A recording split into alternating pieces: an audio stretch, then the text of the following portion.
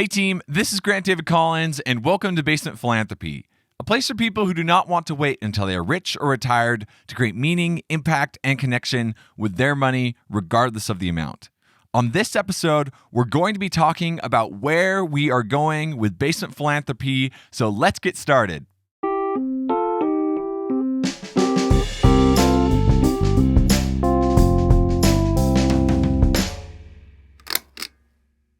For those of you who are avid listeners to the Basement Philanthropy podcast, you will maybe wonder what we are doing talking about the subject that we are talking about today. Last week, we talked about generational philanthropy, and this week we were supposed to be talking about the giving side of that generational equation. However, that episode is taking me a little bit longer than I thought it would. And so that episode will be coming out to you next week. And this week, I have decided to speak into the subject that we're talking about today, which is where this is going, where we are going as a Basement Philanthropy community in the next 6 months. So that's how things are going to go. And I'm really excited to talk about what we are going to talk about today, because I have been feeling a pull to talk with you, to just sit here and talk with you for a couple minutes about where we've come from and where we are going in the future. Now, one of the reasons why I feel this draw to just sit and have a fireside chat with you about Basement Philanthropy is because you, the listener, are really the board that is driving me forward in terms of what we are doing here. Now, what I mean by board is that in any official 501c3 nonprofit, there is a group of people called a board who helps to lead and guide the direction and the impact and the giving of the organization. Now, I have not officially organized myself as a 501c3. That is coming, and you all get to come along for the ride as we work through that process so that you can understand it better yourself. But because I don't have that yet, I want a group of people to be accountable to, and the listeners to this podcast seem like the best way or best group to be able to speak into that. And it's because you show up week after week. Like I see your views, and I know you're there and you're consistently there. And so you have some sort of stake in the future of where we're going. And so I wanted to just take a step back and speak into things. So there's a lot that goes on behind the microphone, and not just when the recordings are happening and we're developing the podcasts, but as we are working through and as I am working through some of the challenges and the questions that come up as we develop this space and as it becomes more of a prominent public thing. In a lot of ways, I have intentionally kept the launch and the last 6 months out of the main public square so that I can really get my footing on this side, and that the other individuals that are involved in what we're doing, that we can all be on the same page moving forward. And as I have walked through that, and it has mainly been me up to this point. There have been a lot of people that have helped, but as far as this thinking and strategy is concerned, that has been me.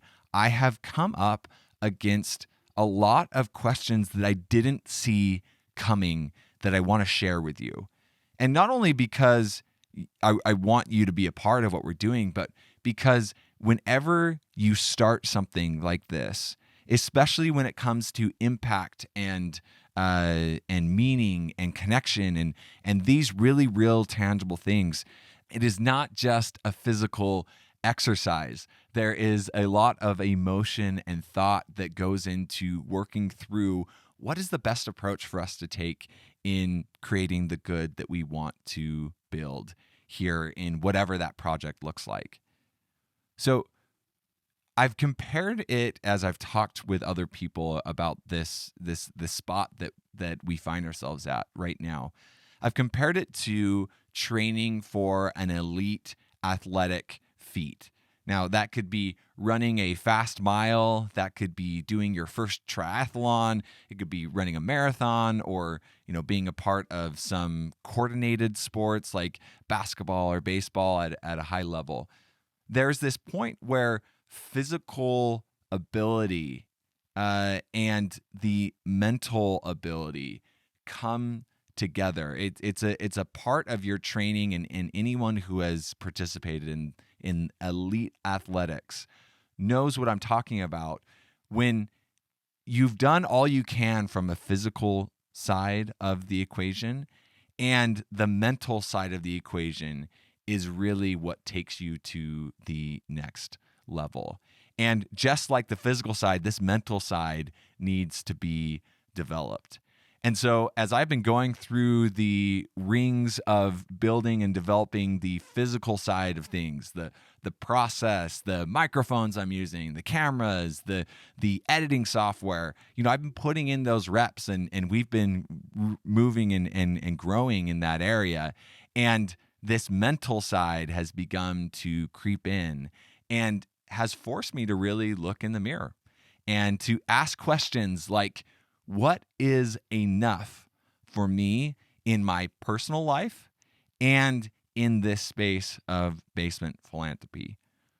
What does success look like? What does impact look like? And am I the one that should be doing this? Now, none of these questions should be taken as judgmental. Like, it's not like I've been looking in the mirror and just beating myself up. Now, obviously that has come up because, my gosh, like there's a lot that goes into developing these types of things. But each of those questions, when viewed from a non-judgmental standpoint, can be so useful in creating the longevity and endurance and the clarity that you need to move forward.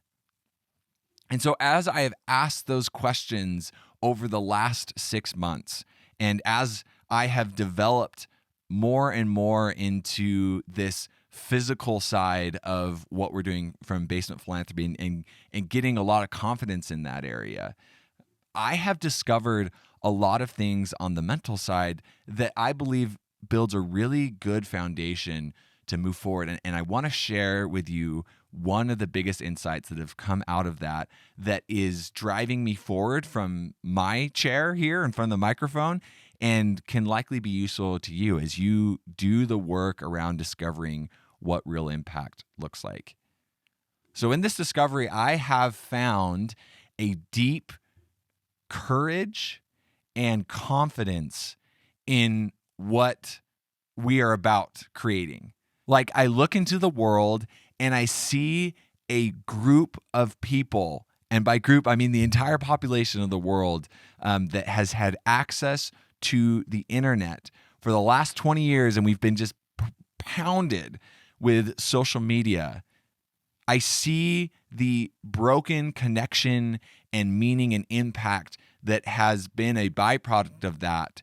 And I see this craving and this longing for connection and meaning and being a part of something that is bigger than ourselves.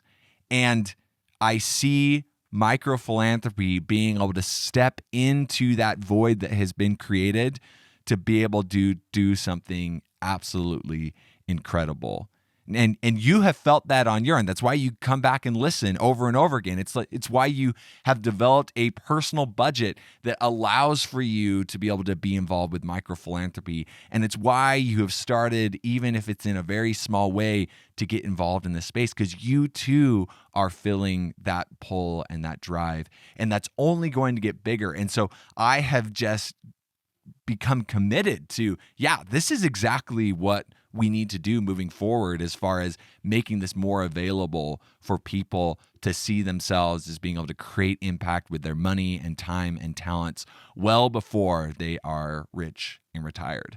And so I've developed like that well, and that's been really, really cool to be able to see.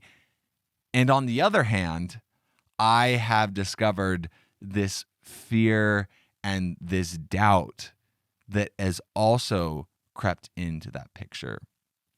In a lot of ways, these are two extremes on a scale. You have this immense mountainous courage and confidence, and this doubt and fear that has come up. And oftentimes they are seen as opposites. And so if we could just get rid of fear and doubt, then we would absolutely be able to move forward and be able to create what we want. And so we focus so much on getting rid of this. And that's what I've been doing. And what I have discovered is that they are not enemies, but friends that, if moderated, can create a enduring way forward. So what I mean by that is that I have discovered and been on the confidence and courage side a lot throughout my life. And I have seen that that has propelled me forward almost like a rocket being launched from wherever the space base is that we are launching rockets from these days. I believe it's in Florida. And there's this immense amount of energy that is given off to propel this rocket into the air. But without a long-term endurance or a measured approach, that is basically what it turns into. It's a flash in the pan. All the energy is expended, and there's not a lot of longevity. Where on the other side, this fear and doubt that can be often misdefined or misinterpreted as something that we should get rid of, in fact, tempers that energy into something that is more long-lasting. It brings a measure of approach in the same way that a democracy functions with two parties that come together to compromise around things. These two facets of fear and also confidence, when put together in what I am now referring to as measured confidence, provide a constraint around the energy that allows it to be focused on just the next couple steps forward instead of the huge mountains that are in the future. And that has really been what has slowed me down over the last couple months, is that I have been able to see so clearly the mountains in front of us that it has caused a lot of that fear and doubt to be a little bit crippling. Like, how are we going to move forward? How am I going to be able to create this? Is there any way for me to be able to move forward with all of this pressure, with having to climb these mountains? When in all reality, it's just the next couple steps forward. So in an odd sense, I've developed this kindred relationship with confidence and courage and also fear. And I never would have thought that I would use the term of friend around that. But fear, and there's likely a better term for that. Maybe I'll come up with something better. But fear in itself allows us to be able to prepare and to see clearly and to be able to bring down the other side of that extreme, so that we are able to last long enough for us to be able to find something that is self-sustaining and can grow exponentially. So that is a lot of what's been happening behind the microphone over here. And it has been a journey. I'm not going to try and sugarcoat it by saying, on the other side, it's just been great and nothing has been a challenge on this side. No, like, it has been really hard at times. I've had a lot of sleepless nights, a lot of times of sometimes crippling doubt on my end, especially as I've looked into the future. And now it's not that all of that has gone away, but taking this measured confidence approach has allowed me to say, yeah, this is where we need to go. So let's answer that question. Where are we going from here? what I've discovered in the last 6 months is that there are two demographics that I'm really interested in moving forward as we build this community. And those two demographics revolve around two things that happen in people's lives when they graduate college, so they're, 22 to 24 years old, to when they become more established in their career, 30 to 35 years old. During this period of time, there's a lot of things that are happening. And the first thing is happening is that people are looking to really solidify themselves in their careers. And so they're asking a lot of those career questions like, hey, is this the right career for me? Am I being satisfied? What is the meaning of my life outside of just this 9 to 5? Those questions are being asked in a career and professional sense and in a personal sense. And so I believe there is a huge opportunity to introduce micro-philanthropy into that equation so that people start to think through not only, hey, what do I want to do professionally, but it's like, why do I want to do it? And what is the outcome that I'm looking to create? And how do we plug micro-philanthropy into that? So I see that as an obvious way forward. The other way forward is through the personal finance space. As people are starting to become adults and having to pay bills and having a mortgage or whatever else is coming as they develop and build their lives, personal finance is the mechanism and the engine that drives personal micro-philanthropy. And so if at the beginning, as somebody is working through this personal finance space, if they can start to think about, man, how could I put a little bit of money aside to be able to be involved with giving, that creates that long-term effect that turns into larger and larger impact. So I'm not saying that we're going to dive deep into both of these and become, career coaches and personal finance coaches. No, like there are people out there that are focusing on that. I would like to partner with people in those spaces to be able to add on micro-philanthropy to the work that they are already doing.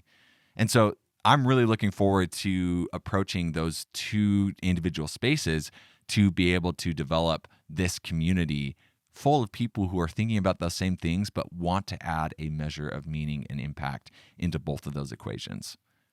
The second thing that we are looking to do is make this more of a visual experience. You are either listening to me or watching me on YouTube, which is awesome for those of you who get to, see what this basement looks like.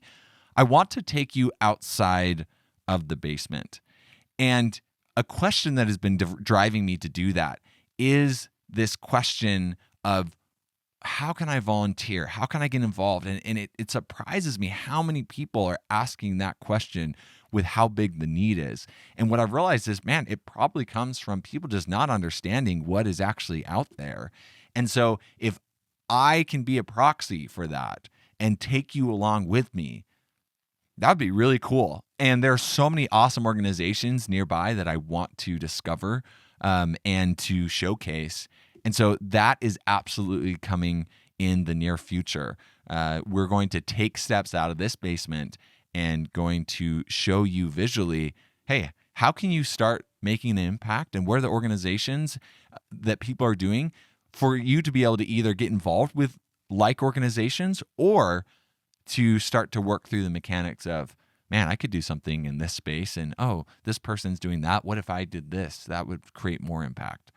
So I'm really looking forward to that, and I've been preparing to be able to start to release these vlogs to be able to help you see more clearly these opportunities that are in front of you. The next piece is the social media piece. Social media is such a beautiful tool with huge organic reach if it's used in that way. Now, it is often used in other ways that doesn't create things that are beautiful, but there is an opportunity to be able to use that. And especially I'm seeing that on LinkedIn. Now, there are a lot of other platforms that we're discovering or doing work around, but I'm really seeing an opportunity on LinkedIn. And so if you're not following me on LinkedIn, please do, so that we can continue to build this community in a place where people are already thinking more professionally. They're thinking about these questions and looking for answers. And so I want to be able to provide that. On this podcast, we have been focusing mainly on two different segments so far. The first segment is conversations like this that you and I are having across this podcast, where I'm discovering and working through and developing myself as a philanthropist on this end and sharing some of those insights and that journey with you, which has just been an amazing experience for me. So thank you for listening to that. It really does mean a lot.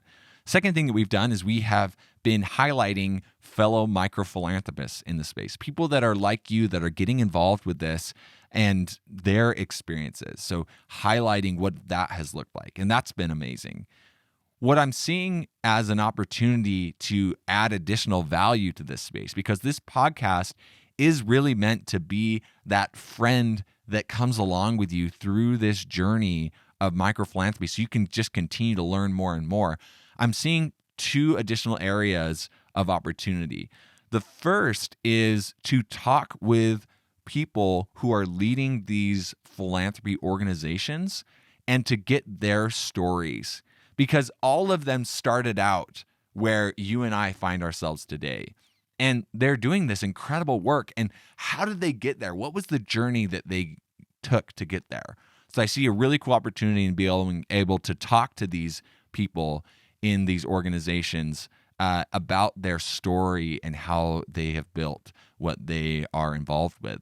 The second thing I see is getting experts who are in this field, who have dedicated their life to this field on the podcast to be able to speak into some of these things, because I am still learning too. I am by no means the expert here yet. Like, I'm on a journey to be able to build an expertise in that area, but I'm not there yet.